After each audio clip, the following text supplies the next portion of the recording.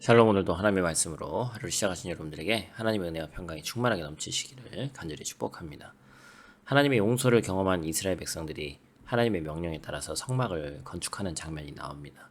하나님은 모세에게 성막에 필요한 모든 세부 사항을 가르쳐 주셨고, 이에 모세는 지침대로 성막을 짓기 위해 준비합니다. 하나님은 이 모든 과정에 참여하는 사람들의 태도를 중시하셨는데, 그 태도에 대해서 우리가 또 함께 오늘 나누도록 하겠습니다.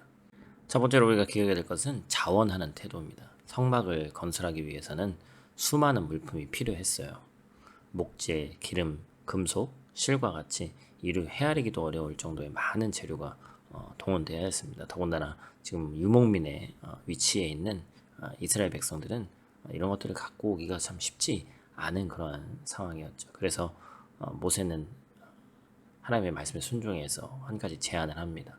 자신의 소유 따로 만들라는 것이 아니라 갖고 있는 것 중에서 하나님께 드릴 것들을 택해라. 모세는 이 당부를 통해서 하나님을 섬기려는 자에게 자원하는 마음이 누가 시켜서 하는 것이 아니라 자원하는 마음이 가장 중요하다라고 얘기하면서 가르칩니다. 그렇다면 왜 하나님은 이러한 마음가짐을 요구하셨을까요? 이스라엘 백성이 금송아지를 만들어서 하나님을 배반한 자들이었습니다. 이제 하나님이 그들의 마음을 온전히 돌이켜서 당신께 자발적으로 순종하는 모습을 보기를 원하신 것이죠. 이러한 자원함은 현재를 살아가는 우리에게도 동일하게 요구되는 마음입니다. 사도 바울은 하나님을 물질로 섬기는 자는 억지로나 인색함으로 하지 말고 즐겨 드리라고 가르칩니다.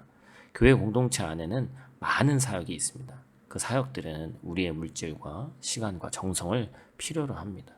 우리는 이 사역들에 헌신할 때 때로는 자기에게 부여된 직분 때문에 형식적으로 감당하거나 다른 사람들의 눈을 의식해서 억지로 참여하기도 하죠.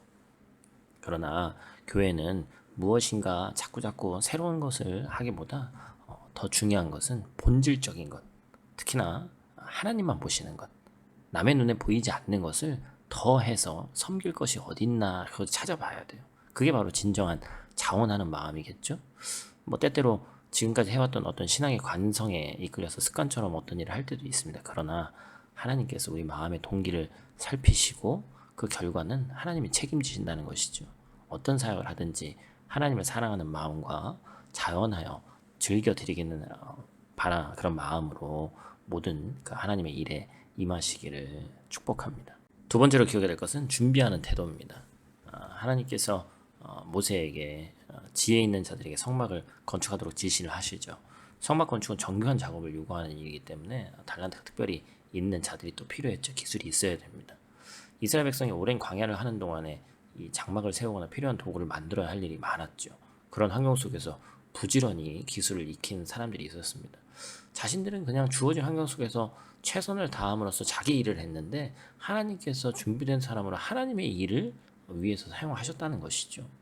하나님을 섬기는 모든 사역에는 열심과 열정이 필요합니다. 그러나 그것만으로는 또 부족하죠. 하나님의 뜻을 사역 현장에서 이뤄낼 지혜가 있을 때만 하나님이 계획하신 일이 완성되는 것입니다.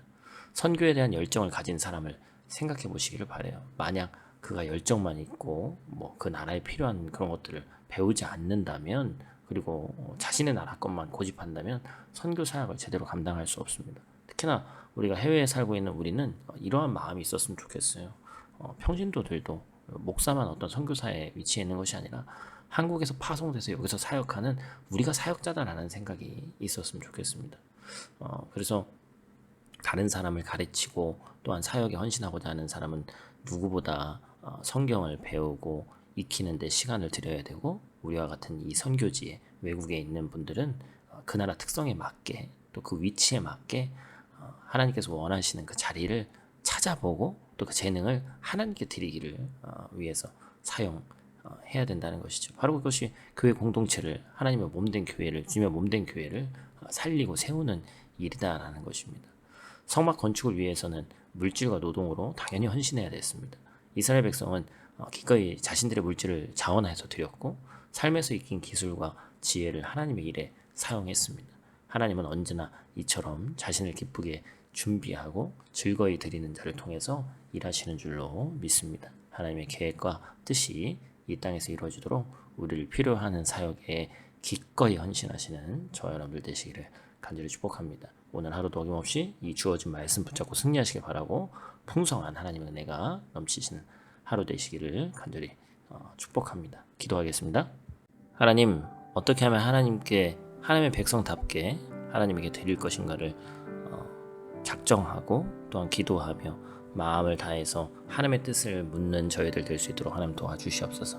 그 일을 하는 데 있어서 자발적으로 할 수 있도록 도와주시고 우리 마음 가운데 준비하는 자세로 나아갈 수 있도록 도와주셔서 내가 갖고 있는 재능, 여러 가지 달란트가 다른 사람들과에서 비교해서 우위에 있다. 그것이 우리의 자랑이 되는 것이 아니라 내 달란트가 하나님 나라를 위해서 쓰인다라는 것 자체가 얼마나 귀하고 소중한 것인지를 깨닫게 하시고, 특별히 선교지 이 외국에 있는 우리 가운데 많은 분들이 달란트를 갖고 있지만 그것들을 아껴두는 경우가 많이 있습니다. 하나님, 주의 나라를 위해서 특별히 이 땅에서 눈물로 기도하며 우리가 눈물로 씨앗을 뿌릴 수 있도록 도와주시고, 우리가 거두던 그렇지 않던 최선을 다해서 할 때 하나님께 영광 돌리는 귀하고 복된 삶 살 수 있도록 하나님 도와주시옵소서. 특별히 날씨가 점점 추워지면서 몸이 연약한 지체들이 있는데 강건케 하시고 의로운 해와 같은 광선을 비춰주셔서 더욱더 치유되는 역사가 우리 가운데 있을 수 있도록 도와주시고 이 말씀으로